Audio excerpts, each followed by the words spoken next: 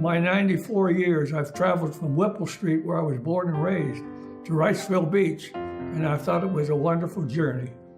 And I enjoyed every day of it because I was growing.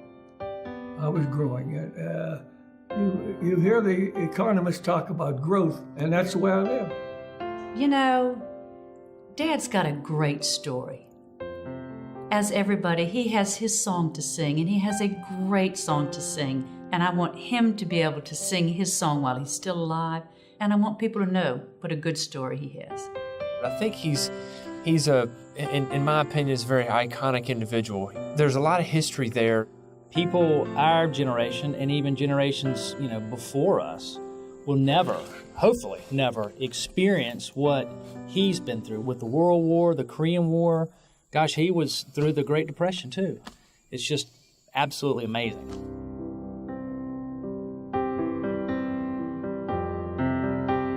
Now, when I look back and consider his life and think of all the conversations I've had with him about that, those early years must have been very challenging and trying, and they shaped his character.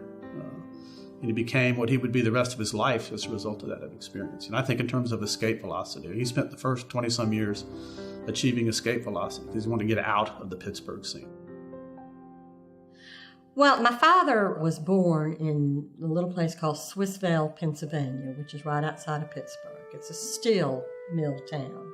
It was nasty town. Steel mill, steel city.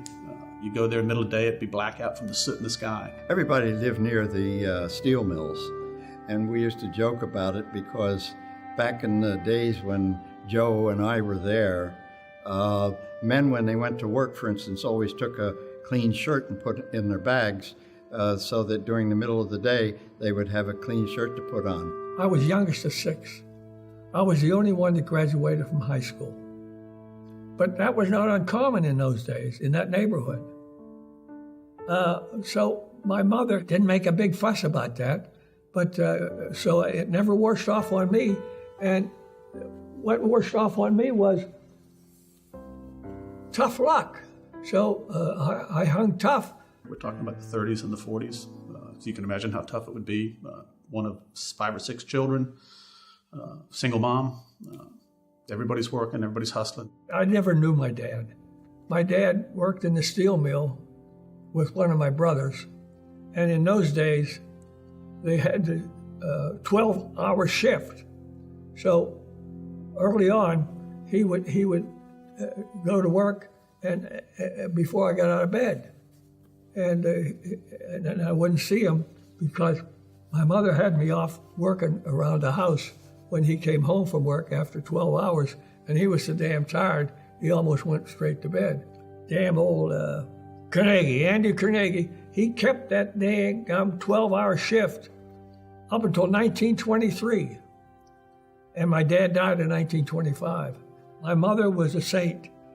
She was all heart, and she was very much insistent that I do all the Catholic chores. And she wanted me to be an altar boy. And they cut me, the nuns cut me cursing on the playground when I was in the 2nd grade, and they kicked me off the squad.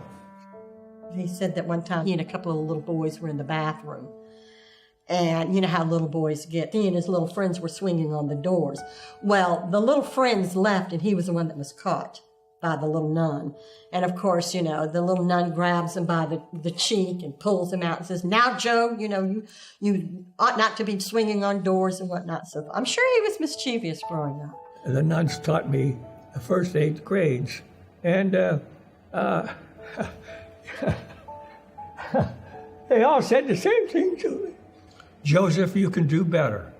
And I took that with me. And I think he longed for more, and that drove him.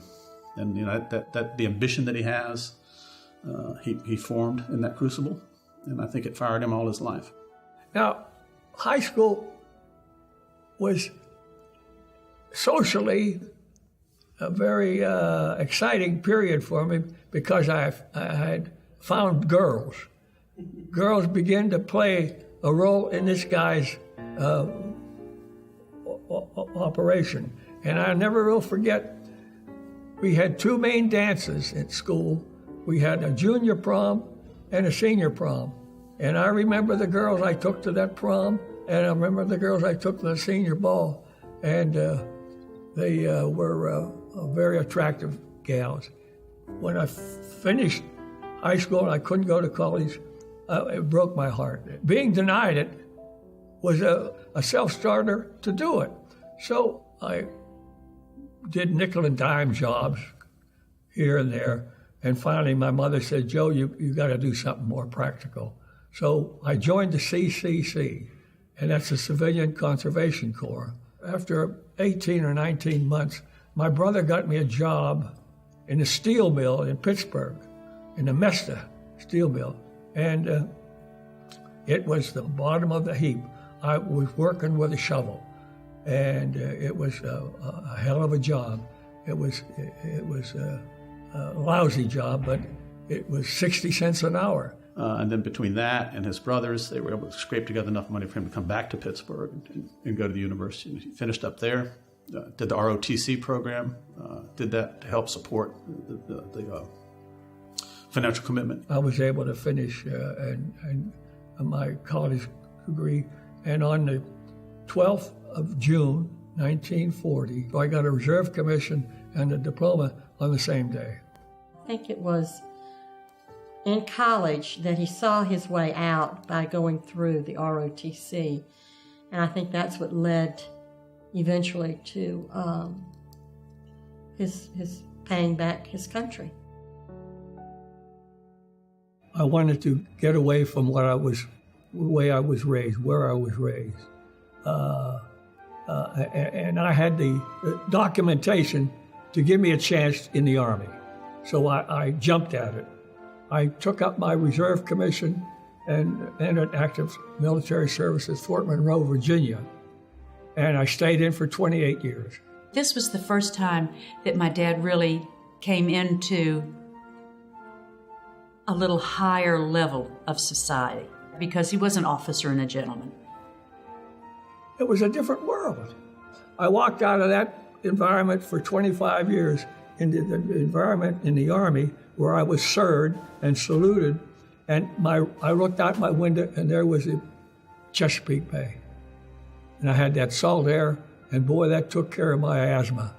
It cleared the damn thing right up. Our dining room, it was in the BOQ, and we had black waiters with white coats, and we had a menu selection, all three meals. I went in at 135 pounds, and a year later I was 150. Eating good and working well and enjoying what I was doing. Then he came to Camp Davis, and he was introduced to society in Wilmington. This lieutenant, a fellow by the name of Hackler, took me in with him one weekend, and Mrs. Hackler and three other ladies were in the living room playing cards. So Mrs. Hackler, of course, got up and introduced me to the ladies. And now, Joe, she says, I want you to pay particular attention to this lady. She's a Catholic like you. And she said, she has a daughter that goes to church at 11 o'clock every Sunday at St. Mary's. And that's where you go, don't you? Yeah, I said, no. The lady's name was Nellie Corbett. I said, Mrs. Corbett, can I call on you and take your daughter to Mass this Sunday? She took a look at me and said, yeah, I think it'll be all right. So that's how I met my wife, on a blind date arranged by our mother. And I really spent a great deal on our initial date. I took her to church. Big spender. And he was all Pittsburgh Yankee, and she was all Southern Belle. So it must have been quite the thing. But of course, he was an Army officer. We were at war. This was World War II. And soldiers were respectable dates in those days. Nowadays, you'd probably get run out of town in the South if you showed up under those circumstances. Dad was a very serious person and a driven person. And I think when he met my mother for the first time, she was very social and was a party girl and liked to go out and have a good time and everything. And I think Dad really liked that and identified with that. My father tells a funny story about my mother talking him into buying his first bottle of liquor. I'm sure he'd had a drink before that. I'm not believing a guy from Pittsburgh couldn't drink. although it's nasty beer they drink. Mother said, you know, Joe, I think it's time you bought us a bottle of liquor. And I think it's time you go to the liquor store and you buy us some whiskey. I bought my first bottle of booze at her request.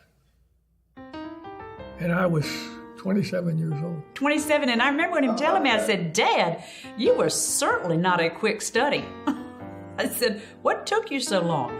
Oh, he said, sweetheart, he said, I had lots on my mind. I had to do a lot of things. But he said, when I met your mom, she opened another door. 43 or 44, I guess they must have gotten married about, I think, because he ships out in the fall of 44 for Europe. Leaves her pregnant, like a good soldier would, and off to war he goes. One of my earliest memories of my dad was when we were living in Okinawa at the time, and I was just a little girl. I remember my mother saying, I would say, where's Dad? And my mother would say, well, he's up at Mount Fuji playing war games. And I thought, oh, how unusual, you know, my daddy's playing games. I didn't realize until much later that my father had a higher calling. He loved his family, don't get me wrong. But it came to me later on in life that I knew that my father had a much higher calling, and that was to his country. I'm no genius, but I did accomplish quite a bit in my 94 years. And I look back on it with pride, of course. But that first initial assignment at Fort Bliss, and then going with my unit to Louisiana maneuver area, we all had to do that, and then overseas, was, I just felt it was wonderful. None of the men were regulars. They were all selectees. They were all there because of the draft. I never heard them complain about what the heck am I doing in here? Let somebody else do it. They all wanted to get the job done and go home. And that was the feeling of the men that I associated with in World War II. The beach just went in June. I got there in September with my unit. But even in those days, they were still reinforcing over the beaches. I think we went up Omaha, the one that took all the casualties. And I remember going up that daggum hill. It was almost straight up, and got to the top with my unit. And what did we run into? Cemetery. Jesus, Mary and Joseph. Boy, did that take the wind out of us. That damn cemetery. And why Eisenhower or whoever's responsible decided to put the daggum thing there. And it's still there. It's still there. I don't know, but sure, we had a heck of a time with our enlisted men, getting them settled down when we saw that. And we got into the battle about the middle of October, and we had no trouble getting into the combat zone because we were 1st Army Artillery Air Defense. And we were shooting down V-1s and airplanes. My unit was about 15 miles north of the Battle of the Bulge. Now, we got credit for the Battle of the Bulge because we were in the area, but we didn't have any fighting around us, and we didn't have to move. And then after the Battle of the Bulge, you know, I remember waking up in the morning and about the middle of December and going outside, and it was all cloudy and overcast. You couldn't see almost couldn't see your hand in front of you. Perfect weather for offensive action on the part of the Germans because we couldn't use our Air Force. Well, that was a couple of weeks before Christmas. And about Christmas Day, the skies cleared. That was the end of the Germans. And then he stayed afterwards in Frankfurt. And then my mom and my brother went over in the first shipload of Independence. And they lived over there for, I don't know how many years, but they were there. Then my 2 sisters were born, then I was born, and we became a gang of 4. And around the world we traveled. And that was our pack, our posse. They would take out the back seat and put 2 army cot mattresses. It's about yay thin, not very comfortable, and they would lay it out on the back seat.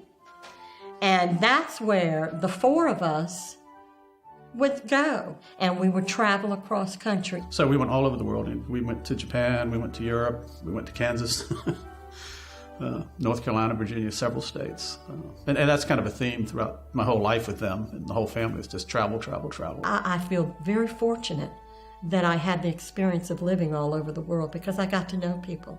I think by traveling, you experience people, cultures, customs, and I think I'm much better off because of that. I remember when I came back from Vietnam, I met my wife at the Chamberlain Hotel at Fort Monroe. So we had 2 or 3 days together before we joined the children. And when I got down there to join the children, they all thank God they made a fuss over me, and I made a fuss over them. And anyhow, I was there 2 or 3 days, and one night, about 9 o'clock, I guess it was, or 8:30, something like that, Madeline says, Dad, come on with me, I want to show you something. So she took me across the street, and there was Big Ted, Little Ted, and Madeline, and they both hugged me. And I thought, Jesus, this takes the cake. My wife and I, Josephine, we managed to stay together all those daggum years and raise the children. When he was at Lowell College, I used to wait for him so he can finish his work, and I looked at all those manuals in the supply room, and the weapons, and M1s and all that. And I kind of got hooked then. And when we went to Germany for the last time, I asked my father to put me in the Army. And he swore me in at the Farben building in Frankfurt. And I went off to basic training after that. When it comes to my parents' relationship, they were Catholic, and we just were not exposed to a lot of that lovey-dovey stuff around the house. They were, I'm sure they had their passionate moments, but it was pretty much in the dark. I mean, they did it at least 4 times, is what I'm saying. At least 4 times. When I was in high school, I would come home. We'd be out from a night of drinking beer. It was lax days in those days. They were not zero tolerant. They were highly tolerant years in this country. And I would almost inevitably go into their bedroom to talk to them about whatever the hell it was that was on my mind at the moment. But there was this one time I walked in the door, and Mom wasn't in her bed. She was in his bed. And I could not conceive of this as being something that my eyes were witnessing. So I went and started up my conversation. And I can recall them saying, Teddy, not tonight, son. Go on to bed.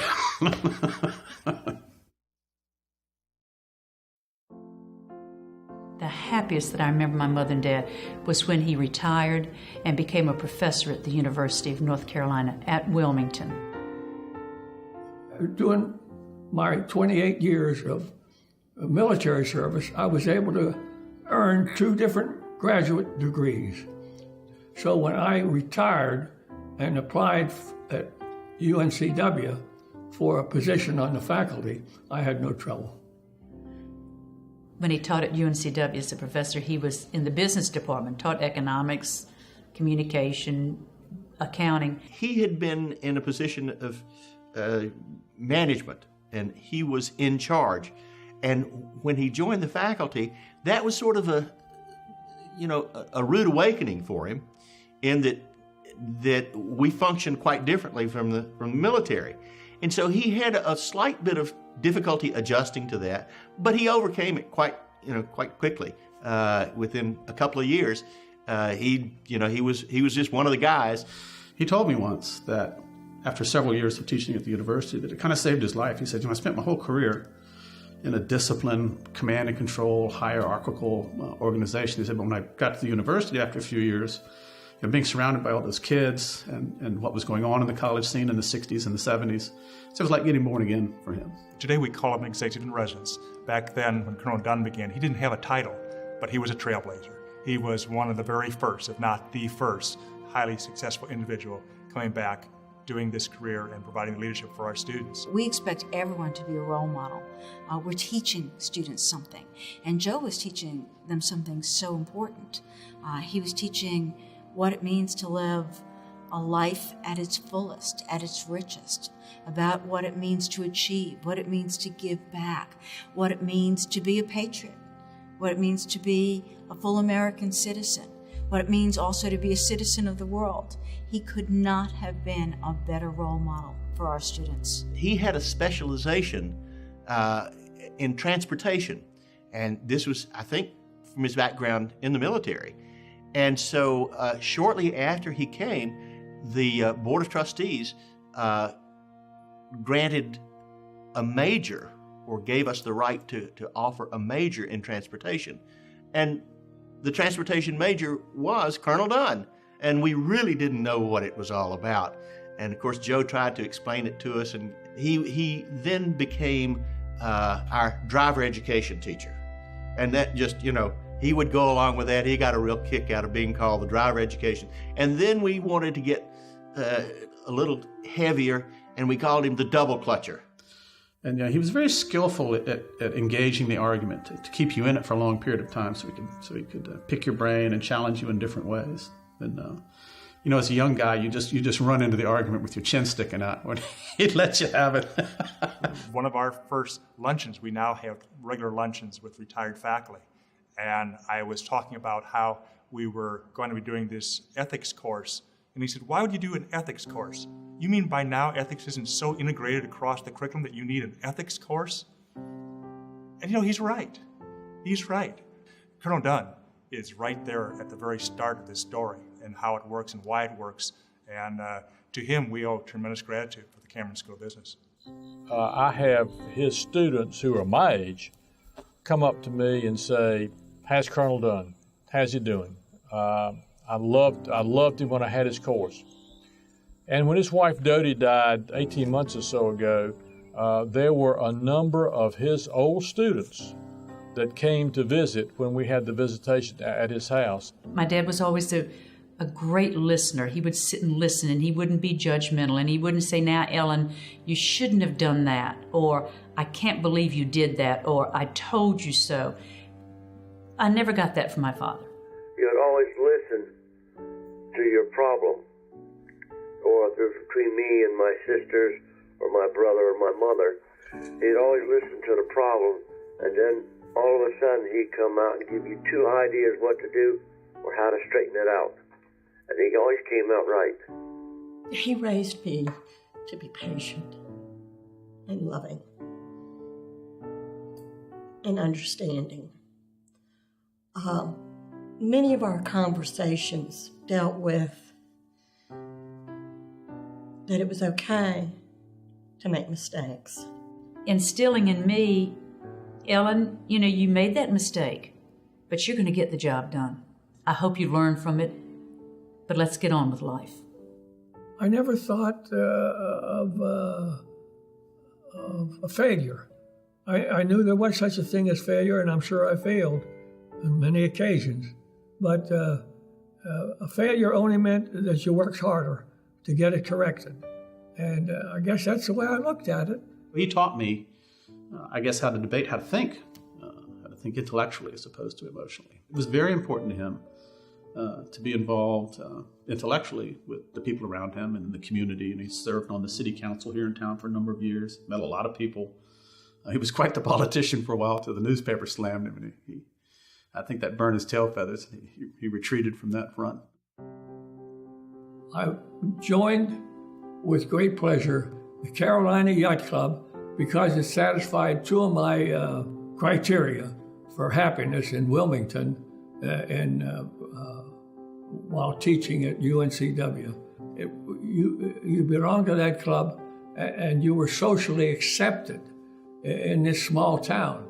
And it was a achievement, and you met some of the nicest people you'd ever want to meet. This is the Carolina Yacht Club, and where I'm sitting right now is actually probably the most favorite place on the yacht club that my dad liked to sit. As a matter of fact, I even have a picture of my dad at this very spot sitting here in his most famous pose with a drink in his hand and enjoying the ocean and enjoying his friends.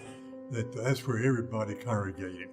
But Dodie and Joe, they had a special corner. And you feel like that you didn't want to get over there in that corner because it was theirs. And so people usually migrated over there to visit with them because it was always a wonderful occasion to talk. I guess if I hadn't belonged to that club, I don't think I would have stayed in Wilmington. The socializing of it was magnificent. I felt accepted, and I was accepted, and I had friends. This is Cape Fear Country Club, which brings back so many fond memories of my dad and how many days that he spent over here, where he would come and play and meet with his buddies and play golf, and also meet with his grandchildren and play golf. This is what he credits his longevity of life, is his many days and hours of walking his 18 holes and playing golf. From 1980 to 2000, I must have played golf there 4 or 5 times a week and walked all the time. And I had a bunch of good friends. So those 2 clubs helped me have an enjoyable life in Wilmington. I went to all the dinner parties and the cocktail parties, and huge, huge social scene in the South, as you might be able to imagine. And he really enjoyed that. Him and my mother had a great time in that scene. And that's chapter 3 of his life. And he's still living that one. Senior Men was a group of men 65 years and older. We met at the YMCA every Friday, and we'd always have an outstanding speaker. And we would leave Senior Men, and he'd want to go to Burger King to pick up a Junior Whopper, a small fries, and a senior diet drink. Pretty soon they said, "I know what you're here for. I'll have it ready for you at the window." He had a great way of making you feel comfortable within your own skin. Well, for instance, we'd get to talking about the meaning of life, and then we'd get into long discussions about that. And then the next week I'd pick him up and, "Have you figured out what the meaning of life is?" And now, well, he'd go into a long dissertation on it. And then, of course, I come up with my quick answer, which is the meaning of life is exactly what you make it. And I haven't been able to prove on that. And he sort of agreed with that. My favorite story about you is on your 50th wedding anniversary when one of the audience asked what was the secret of a 50-year marriage, and you said 2 TVs. That really cracked me up. I think at an early age, when I would bring my children to Wilmington, my father would slip them those $20 bills or $10 bills and then $20 bills. And I think at the beginning he was kind of bribing them. I mean, that was the way to make them happy. And, they would go, "Oh, Mom, look, Pop Joe gave me $10. Fine love, I guess, yeah. But no, it developed into more than just that. That was just his way. That was him being a grandfather. Grandfathers do things. They spoil their grandchildren, and then they let them go back to their parents, and the parents discipline them. This photo is a photo of my sister's child, her oldest child, William, who is a Navy pilot. The one time that I felt so proud and so touched by my dad's presence and all that he has accomplished was the day that my nephew graduated from the Citadel in Charleston, South Carolina. We were sitting in the chapel at the Citadel, and they called my nephew William up. And they also called my dad and his father, Michael, up.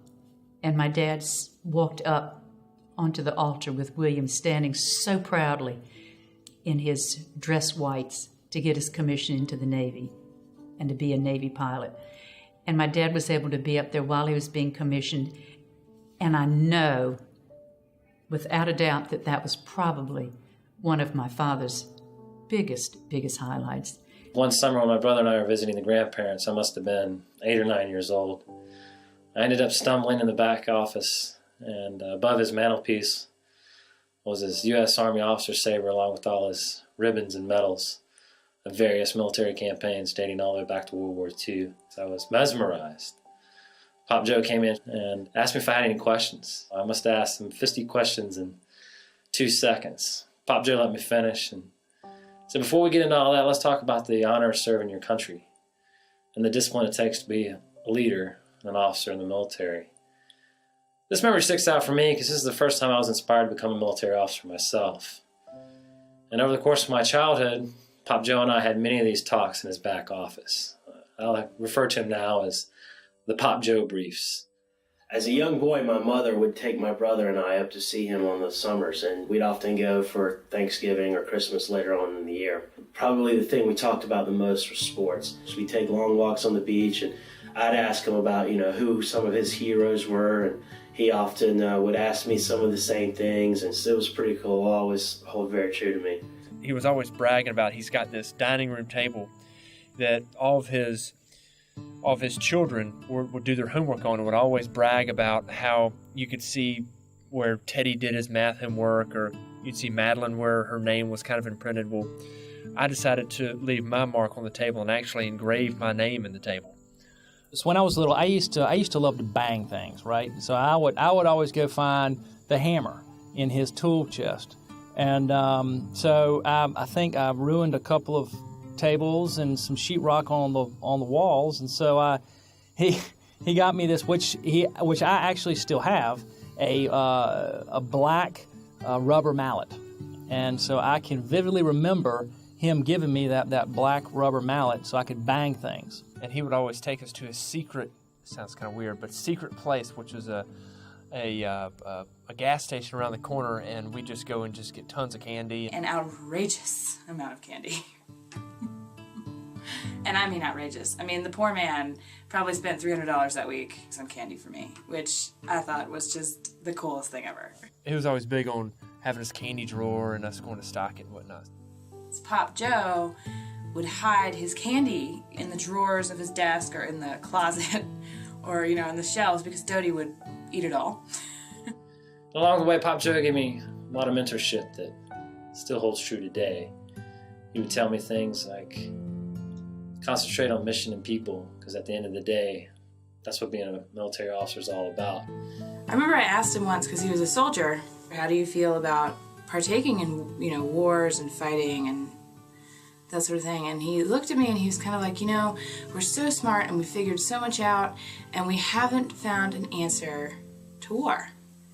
And he said, how can we be so smart and know all the things we know and find cures to cancer and go to the moon and do all these things, and we can't sit down together and come up with a better solution than fighting?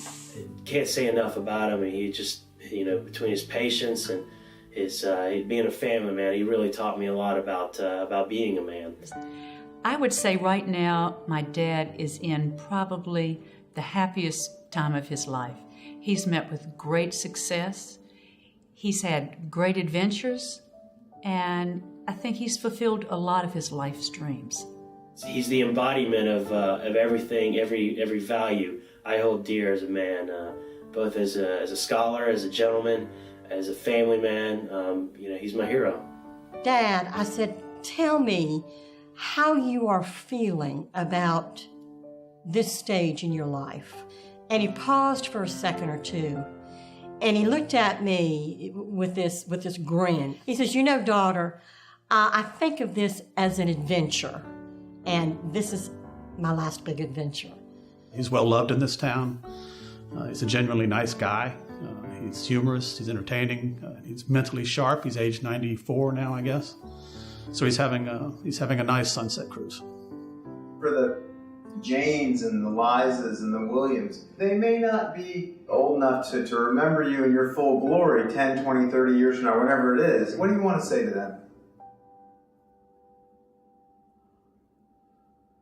I want them to see me as a good father, a good head of family, a man that treasured his family very much. And I want to see the second and third and fourth generation take a look and say, that old devil was quite a guy. he put together a family that just would say no to achievement and advancement. And his writings and his farewell talks to us were all meant to help. And he was a man who cared for his family.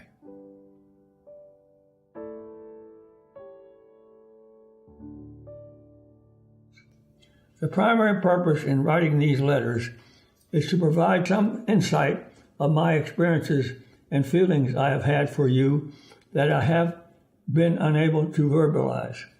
As I look back, I wish my father and or my grandfather had written such letters for their children, because I'm sure they dreamed and experienced both happiness and major events.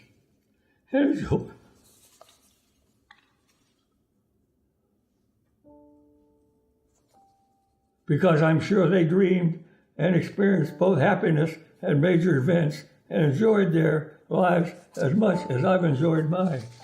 So I start out on this project with great joy and anticipation of what my memory will uncover. I hope this will bring you and your family much happiness. As ever, loved, Dad. I can't believe that I wrote that.